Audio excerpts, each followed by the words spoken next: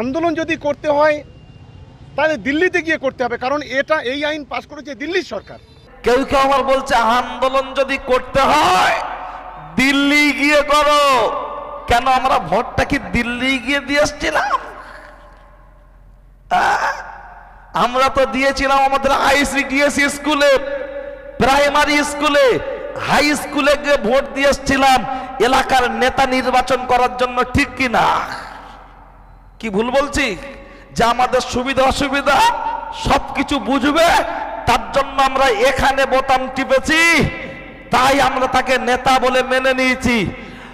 যখন কেন্দ্র সরকার কোন মূল্য বৃদ্ধি করেছে, যেমন ঔষধের মূল্য বৃদ্ধি করার জন্য এক সপ্তাহ আগে পশ্চিমবাংলার বিভিন্ন জেলায় বিভিন্ন বড় বড় মার্কেটে রাজ্য সরকারের পক্ষ থেকে মূল্য বৃদ্ধির জন্য প্রতিবাদ জানানো হয়েছে না হয়নি? তাহলে সেটা যদি কেন্দ্র সরকার সেটা যদি মূল্য বৃদ্ধি করার জন্য বাংলায় বসে যদি আন্দোলন হয়, আমাদের ওয়াকফ সম্পত্তির উপরে বিল সেখান থেকে পাস করেছে, আমরা এখানেও আন্দোলন করব, সেখানেও আন্দোলন করব। যাদেরকে আমরা ভোট দিয়ে পার্লামেন্টে পাঠিয়েছি তাদেরকেও সেখানে গিয়ে প্রতিবাদ করার দরকার আছে না নাই? আমরা তো তাদের ভোট দিয়েছি, আমরা গরিব মানুষ, চাষিবসী মানুষ, আমরা ভালো কলকাতা চিনি না, দিল্লি কি করে যাব? তারা পার্লামেন্টে গিয়ে আমাদের সুখ দুঃখের কথাটা সেখানে জানাবে, কোনো অন্যায় হলে তার প্রতিবাদ করবে, এই জন্য তো আমরা তাদের ভোট দিয়েছি, কথা ঠিক কি না? আর আজকে কিছু নামধারী মুসলমান আধার কার্ডে মুসলমান, প্যান কার্ডে মুসলমান, দেয়াল লিখনে মুসলমান, তারা বলছে দিল্লির ব্যাপার, আন্দোলন দিল্লি করতে পারো। এটা কোন মুসলমানের বাচ্চা যার শরীরে সামান্যটুকু ইমানদারের রক্ত আছে, যার ভিতরে মুসলমানদের প্রতি সামান্যটুকু দরদ থাকবে, তারা কখনো কথা বলতে পারে? কখনো বলতে পারে না। পানা পুকুরে ঢিল মারলে ছুঁড়লে পানা সরে যায়, একটু পরে আস্তে আস্তে আবার এক জায়গা হয়ে যায়। তো আমরা পানা পুকুরের ঢিল ছোঁড়া যখন শুরু করেছি, দুটো একটা ঢিল ছোঁড়ার পরে আমরা চুপচাপ হব না যতক্ষণ পর্যন্ত এই বিল প্রত্যাহার না করবে, কালা আইন প্রত্যাহার না করবে, ততক্ষণ পর্যন্ত ভারতবর্ষের মুসলমান তথা পশ্চিম বাংলার মুসলমান আমরা চুপচাপ থাকব না।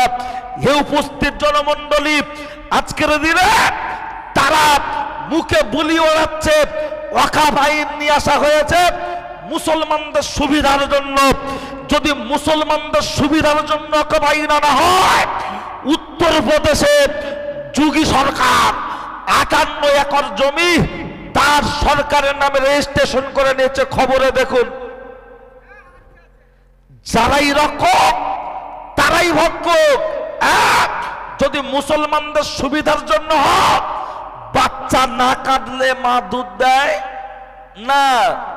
আর যখন তুমি বাচ্চা কাঁদার আগে দুধ দেওয়ার জন্য জঙ্গলের দিকে নিয়ে যাচ্ছ, ভাবতে হবে ওটা নিজের ছেলে না সতীনের ছেলে, ওকে গলায় ফাঁস দিয়ে দেবে, অথবা মা পরকিয়া করেছে ধরে ফেলে দিয়েছে, আব্বু আসলে বলে দেবে, তাই ওদিকে নিয়ে কেলেনে ফেলে দেবে খালে, যাতে মরে ভেসে চলে যায়, মার অপকীর্তি ধরতে না পারে। তো তুমি কি চাইছো? আমরা সেটা বুঝতে পেরেছি, তুমি আমাদের এই রকম করতে চাইছো। তাই তো আজকের বিভিন্ন জায়গায় আইনটা হওয়ার সাথে সাথে মসজিদে বুলডোজার চলেছে, কবরস্থান যেখানে আমাদের বাপ দাদারা শুয়ে আছে, আমাদের পূর্বপুরুষরা শুয়ে আছে, তার বুকের উপর থেকে জেসিবি গাড়ি নিয়ে চালাচ্ছে, ভেঙে তছনছ করছে। 50 বছরের আপনার মসজিদ আল আকসা আপনার হরিয়ানাতে সম্ভবত, সেখানে ভেঙে দেওয়া হলো 50 বছরের মসজিদ, আজ সেখানে ভেঙে দিচ্ছে কেন? তাদের হাতে ক্ষমতা আছে। সেই আইন যেটা নতুন তৈরি হয়েছে তার জেরে এরকম আমরা চাই না। আমরা পশ্চিম বাংলার মুসলমান, নন্দীগ্রাম এলাকার মুসলমান, আমরা এখানে বসে বলতে চাই, আমরা এখন আওয়াজ তুলছে, মিডিয়ায় রেকর্ড হচ্ছে, ডাইরেক্ট তাদের কাছে চলে যাবে। আমি বলতে চাই, আমরা নন্দীগ্রামের মুসলমান রক্ত বহু দিয়েছি, আবারও যদি প্রয়োজন হয় জন্মভূমির মাটির জন্য, কোরআনের জন্য, মসজিদ মাদ্রাসা কবরস্থানের জন্য, ওয়াকফ সম্পত্তির জন্য যদি রক্ত দিতে হয়, আমরা সবাই তৈরি আছি। নারাই তাকবীর, নারাই তাকবীর। একটু হাত তুলে দেখান, একটু হাত তুলে দেন, তাকবীর দেন, নারাই তাকবীর, নারাই তাকবীর। এই ওয়াকফ বিলের কালা আইন মানছি না, মানব না। ওয়াকফ বিলের কালা আইন মানছি না, মানব না। নারাই তাকবীর। আগামী 26 তারিখ ব্রিগেড সমাবেশ, নিজ দায়িত্ব মনে করে যাবেন, নিজেরাই যাবেন। যত পারেন সকাল সকাল বেরোবেন, যতটা সম্ভব, তা না হলে ঢুকতে পারবেন না। ইনশাআল্লাহ স্বাধীনতার পর থেকে আল্লাহ যদি রাজি থাকে, আগামী 26 তারিখ ইতিহাস তৈরি হবে, বলুন ইনশাআল্লাহ।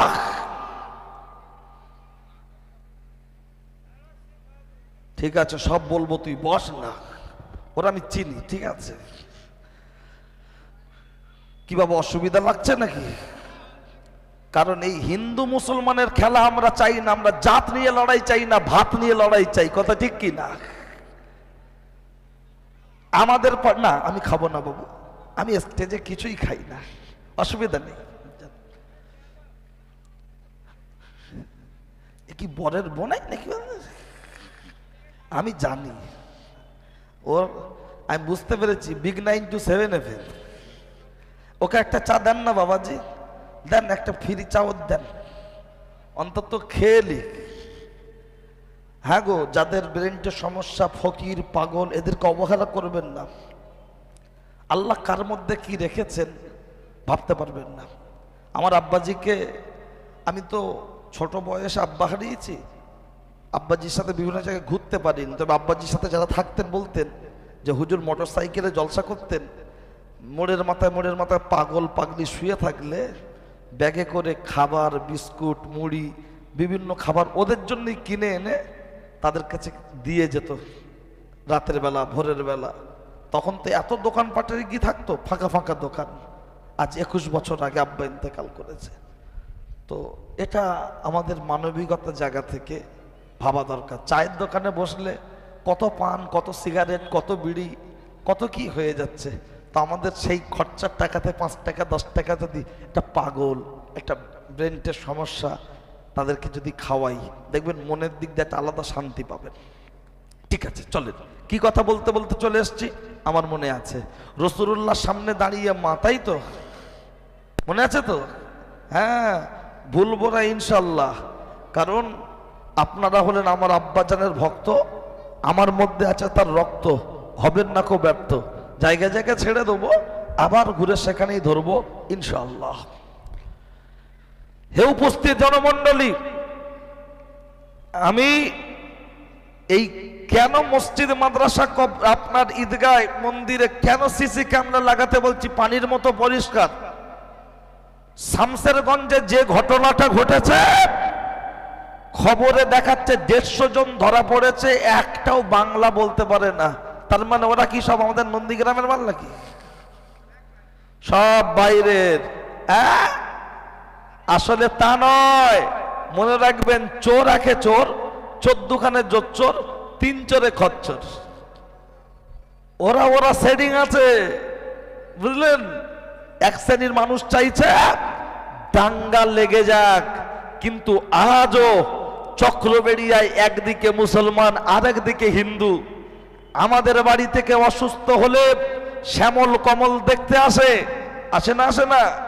শ্যামল কমলের বাড়ি থেকে অসুস্থ হলে সাদ্দাম, শহীদুল, মুহাসিন, কুরবান এরাও দেখতে যায়। ঠিক তদ্রূপ তাদের বিয়ে বাড়ি হলে আমাদের নেমন্তন্ন করে, আমাদের বিয়ে বাড়ি হলে আমরা তাদের নেমন্তন্ন করি। সুখ দুঃখে এক জায়গায় ওঠা বসা করি, সকাল হলেই একই মোড়ের মাথায় বাজার করি, একই দোকান থেকে আমরা খাই দাই, আনন্দ ফুর্তি করি। এই ভালোবাসাটা অনেকে চাইছে না, তাই মাঝখানে একটা আলাদা বাউন্ডারি পাঁচিল তুলে দিতে চাইছে।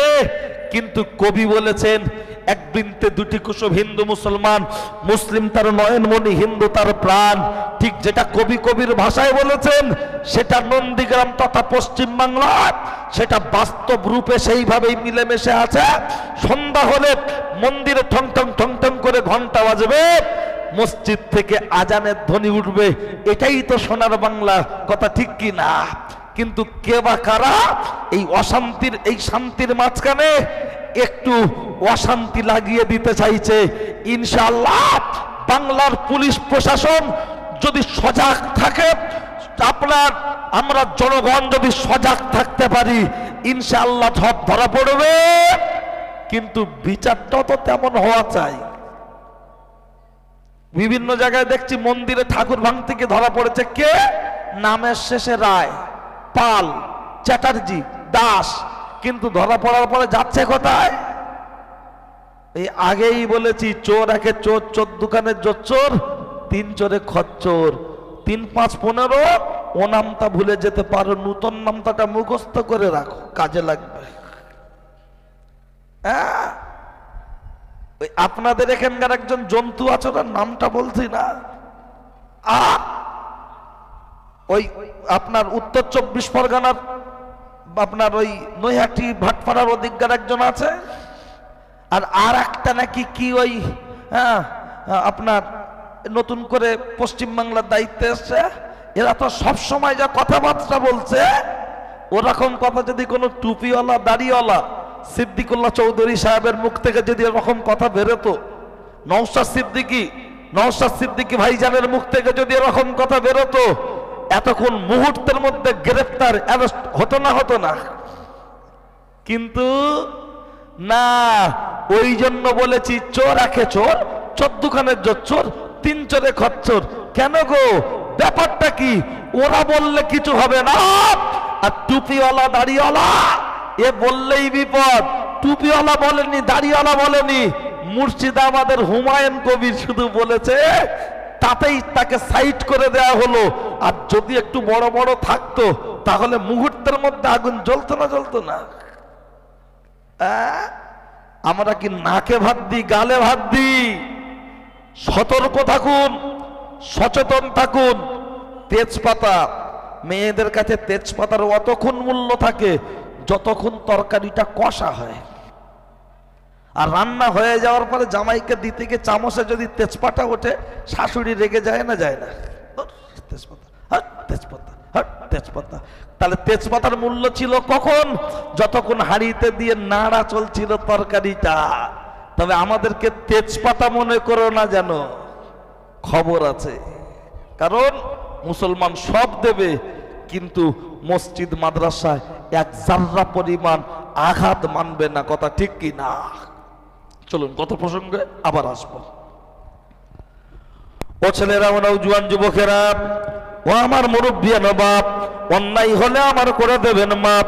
আমি আপনার সামনে কি আলোচনা করছিলাম আমি ভুলে যাইনি। আমার মনে আছে, মাথায় বাজ পড়বে বলেছি, এটা মনে আছে তো? মনে আছে, প্রমাণ দেবো ইনশাআল্লাহ, কোনো কথা হবে না। লক্ষ্য করলে দেখতে পাওয়া যায়, ও ছেলেরা, ও নওজোয়ান যুবকেরা, রাসূলুল্লাহ সম্মুখে দাঁড়িয়ে মা জননী বললেন, ইয়া রাসূলুল্লাহ, আমি বাচ্চার জন্য জীবন দেব, কিন্তু বাচ্চাকে আগুনে ফেলতে দেব না। মা বললেন, আল্লাহর নবী বললেন, বৃদ্ধা জননী, তোমার বাচ্চার জন্য এখন তোমাকে যে কাজটা করতে হবে, এই কাজটা হলো অত্যন্ত কঠিন, তুমি কি করতে পারবে? তখন মা জননী বললেন, ইয়া রাসূলুল্লাহ, একটা বাচ্চার জন্য মায়ের কাছে কোনো কাজ কঠিন নয়। তখন আল্লাহর নবী বললেন, আমার ওই মায়ের কথা শুনে আমার নবী চক্ষু মুবারক থেকে অশ্রু মুবারক গড়িয়ে যাচ্ছেন।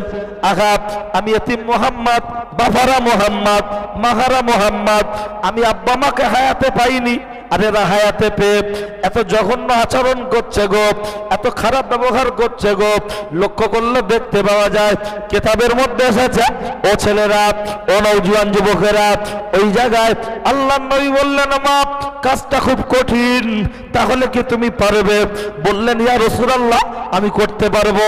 মা জননী তখন বললেন, ইয়া আল্লাহ নবী বললেন তোমার বাচ্চাকে অন্তর থেকে তোমাকে ক্ষমা করতে হবে, তুমি কি পারবে? বললেন ইয়া রাসূলুল্লাহ আমি মা ক্ষমা করে দিলাম, ক্ষমা করে দিলাম। আল্লাহ নবী বললেন ও মহিলা ক্ষমা যে করে দিয়েছেন, ঠিক আছে এবার আপনি চলে যান। মা যখন চলে যাচ্ছে আল্লাহ নবী বললেন ও বাবা আলী জলদি করে যাও না চলি। ভাই এটাকে টাইট করা যায়? এটা কি টাইট করা যায়? টাইট করে দাও তো, বারবার তো নিচে নেমে যাচ্ছে।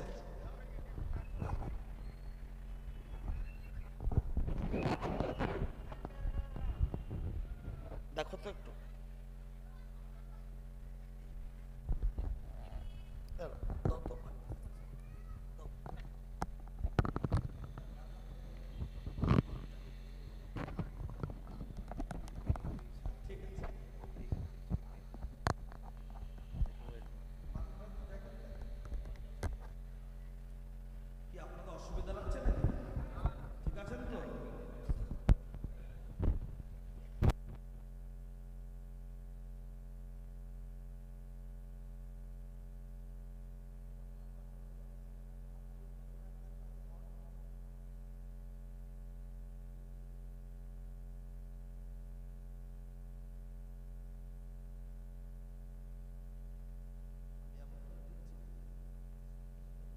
হ্যালো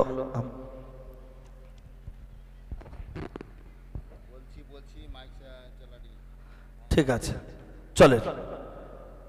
ও ছেলেরা বলো, জুয়ান যুবকেরা, ও আমার মুরব্বিয়ার বাপ, অন্যায় হলে আবার করে দেবেন মাপ।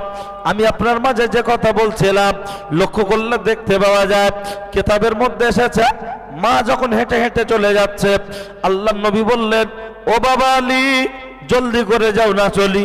এই মা হেঁটে হেঁটে রাস্তায় গিয়ে দেখো যাচ্ছে, মা আগে বাড়ি পৌঁছাতে পারে কি? মায়ের ক্ষমা করাটা আগে বাড়িতে পৌঁছায়। একটু দেখো দেখো দেখো শেরে খোদা হযরত আলী কারামুল্লাহ ওয়াজহ এই কথা মতো যখন বেরিয়ে চলে যাচ্ছে, রাস্তায় যেতে যেতে বৃদ্ধা জননীকে ওভারটেক করে আগে বাড়িতে পৌঁছে গেল। আগে বাড়িতে পৌঁছে গিয়ে দেখতে পাওয়া যাচ্ছে যে ছেলেটার জবান বন্ধ হয়েছিল ওই ছেলেটাই এখন মুখে মুখে পড়ছে লা ইলাহা ইল্লাল্লাহ মুহাম্মাদুর রাসূলুল্লাহ সাল্লাল্লাহু আলাইহি ওয়াসাল্লাম। কি সুন্দর নসিব হলো, ছেলেটা বাড়িতে পৌঁছে গেল, মা বাড়িতে পৌঁছে গেল, মায়ের সাথে বেটা আলাপ আলোচনা করলো, ছেলে ক্ষমা চাইল, মা ক্ষমা করে দিল। ক্ষমা করার পরে মায়ের পায়ে ধরে যখন মায়ের কাছে ক্ষমা চাইল, মা ক্ষমা করে দেওয়ার পরে ওই ছেলেটি ইন্তেকাল করলেন। ইন্না লিল্লাহি ওয়া ইন্না ইলাইহি রাজিউন। এই কিতাবের টিকায় লেখা হয়েছে মা যদি ক্ষমা না করত ওই ছেলেটার মুখে কলেমা নসিব হতো না। না না ও চক্রবেড়িয়া ছেলেরা, ও 7 নম্বর জলপাইয়ের ছেলেরা, ও নন্দীগ্রামের ছেলেরা, শুনে রেখে দাও, জেনে রেখে দাও, শুনে রেখে দাও, জেনে রেখে দাও। সাংসারিক জীবনে আয় ইনকাম কম, গরিব মানুষ, সাংসারিক জীবনে অশান্তি হতে পারে মায়ের সাথে, হতে পারে আব্বার সাথে। একবার যদি হাতটা ধরে টেনে বলি মা ভাত খাও, ভাত খাও, আব্বা ভাত খাও, ভুল হয়েছে মাফ করে দাও, যা হয়েছে আগে খেয়ে নাও, তারপরে যা বলবে বলবে। কিন্তু আজকের দিনে দাঁড়িয়ে আমাদের মধ্যে সে সিফাত নাই, আমাদের মধ্যে সে মানার অভ্যাসটা নাই। আমি হাতে না ধরে পা দুখানা জড়িয়ে ধরে বলবো ও ছেলেরা একটাবার এই কথাটার দিকে খেয়াল করো। ব্যাখ্যা দিলে অনেক কথা দেওয়া যাবে, কিন্তু আমি এখান থেকে আর ব্যাখ্যা দিতে চাইছি না। শুধু এতটুকু মনে করে রেখো, রগিমান ফহব সুম্মা রগিমান ফহব সুম্মা রগিমান ফহব। নবীর জামান থেকে যে হাদিস শরীফ বলেছি, এই হাদিস শরীফের একই কথা নবী 3 বার বলেছে, 3 বার বলেছে তার নাক ধুলোয় মলিন হোক, তার নাক ধুলোয় মলিন হোক, তার নাক ধুলোয় মলিন হোক। সেটা বলেছে আমাদের মতো অপদার্থ সন্তান যারা আছে, যারা আব্বা মার সাথে সেই সম্পর্কটা রাখতে পারেনি, তাদের জন্য লক্ষ্য করলে দেখতে পাওয়া যায়, ও ছেলেরা, ও নওজোয়ান যুবকেরা, কথা আপন জায়গায় রেখে আমি আপনার মাঝে বক্তব্য কোথা থেকে শুরু করেছিলাম আপনাদের মনে না থাকলেও আমার তো মনে আছে। আমি আপনাকে বলেছিলাম আমরা যে এখানে বসেছি এর যে রোগগুলো আছে কয়েকটা রোগের কথা বলবো, ট্রিটমেন্টের জায়গা বলবো, তার মধ্যে একটা রোগের কথা বলেছি, আর একটা রোগের কথা বলি। অনেকগুলো রোগের মধ্যে আরো একটা রোগ হলো যেটা আমার আল্লাহর কোরআন বললেন, সেটা আমার আল্লাহর কোরআন জানিয়ে দিয়েছে। কি জানিয়েছে? আমার আল্লাহর কোরআন বলেছেন আকিমুস সালাহ ওয়া আতুজ যাকাত, তোমরা নামাজ কায়েম করো, পাশাপাশি যাকাত প্রদান করো। নামাজ রোজা কেউ কোনোদিন করো না খো কাজা, যদি করো কাজা কবরে গেলে পেতে হবে সাজা। নামাজ রোজা ইমানদার মুসলমানের জন্য খুবই সোজা, কিন্তু দুঃখের সাথে বলতে হয় আজকে মসজিদগুলোতে বেশি নামাজ পড়ছে কারা? এই মুরব্বী বাপ চাচা যারা বেশি নামাজ পড়ছে তারা, আর জন যুবক ছেলে পড়ছে সংখ্যাটা একটু কম, কিন্তু মুরব্বী বাপ চাচারা বেশি নামাজ পড়ছে তারা। যদি যুবকদের বারবার নামাজের কথা বলা হয়, হাতটা ধরে বলা হয় চল না ভাই নামাজ পড়তে যাই, তখন বলছে দাদু তোমার গাঁটে গাঁটে বাত, কোমরে কোমরে বাত, উঠতে গেলে লাঠি, বসতে গেলে মাটি, জীবনটা করতে হবে খাঁটি, কবরে গেলে জায়গা দেবে মাটি, মজবুত হবে ঘাটি। এখন তোমরা বলবে নামাজ নামাজ নামাজ, আমরা বলবো সমাজ সমাজ সমাজ, তোমরা বলবে ভাত ভাত ভাত, আমরা বলবো মদ মদ মদ। উঠতি বয়সে ফুর্তি করবো, ধরা পড়লে ধনঞ্জয়, না পড়লে ফুল এনজয়। আমাদের জন্য আবার নামাজটা কিসের? খুব বেশি বেশি যদি বলা হয় তখন বলে ও সাদ্দাম হুজুর। আমাদের মসজিদের ইমাম সাহেব, আমাদের মাদ্রাসার হুজুর, আমাদের গ্রামের ইমাম সাহেব যখন বায়ান বক্তব্য করে শুধু নামাজের দাওয়াত দেয়। তোমার বক্তব্য শুনেছি, তুমি ইউটিউবে ফেসবুকে ভাইরাল বক্তা, কিন্তু তুমি দারুণ দারুণ ডায়লগ দাও। আজকে তুমিও তো এসে দেখতে বলতে নামাজ পড়ো, তোমরা তো একই গোয়ালের গরু, ছাড়া কি তোমরা কিছু জানো না? নিশ্চয়ই আমিও ডায়লগ জানি, নিশ্চয়ই বলবো, অপেক্ষা করুন। আরে আগে রাস্তায় চলতো অটো, এখন পাড়ায় পাড়ায় চলছে টোটো, চলছে না চলে না? আগে রাস্তায় চলতো অটো, এখন পাড়ায় পাড়ায় চলছে টোটো। যদিও গাড়িগুলো দেখতে বড় ছোট, রাস্তায় চলছে বেশি।